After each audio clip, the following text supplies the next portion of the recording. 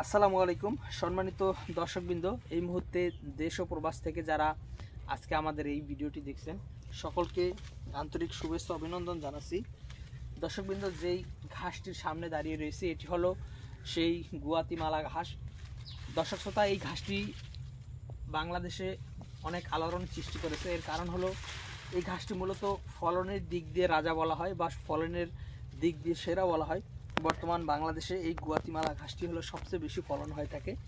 তো দর্শকবৃন্দ, আমরা মূলত এই গুয়াতিমালা ঘাসটি আরও 2 বছর হয়ে গিয়েছে আমরা লাগিয়েছি। প্রথম যখন বাংলাদেশে এই ঘাসটি বাংলাদেশে আনা হয় ঠিক তখনই আমরা কিন্তু অনেক বেশি দাম দিয়েও ফলেও কিন্তু প্রথমে কাটিনের দাম যে বেশি ছিল সেটা আপনারা সবাই জানেন। তখন আমরা কিন্তু অনেক বেশি দাম দিয়ে এই গুয়াতিমালা ঘাসের কাটিন আমরা সংগ্রহ করে জমিতে রোপণ করেছিলাম। তো দর্শক, এই 2 বছরের অভিজ্ঞতায় আমি যতটুকু বুঝেছি, গুয়াতিমালা ঘাসটি মূলত আপনার ফলনের দিক দিয়ে অন্য যে কোনো ঘাসের থেকে দ্বিগুণেরও বেশি হয়ে থাকে, তবে আপনার সময়টা অন্যান্য ঘাসের থেকে এই ঘাসে বেশি লাগে। তো দর্শক, আরেকটি বিষয় হলো এই গুয়াতিমালা ঘাসে আপনার ভিটামিন, প্রোটিন, মিনারেল, ক্যালসিয়াম সব উপাদানই কিন্তু অন্যান্য ঘাসের থেকে অনেক বেশি পরিমাণে রয়েছে।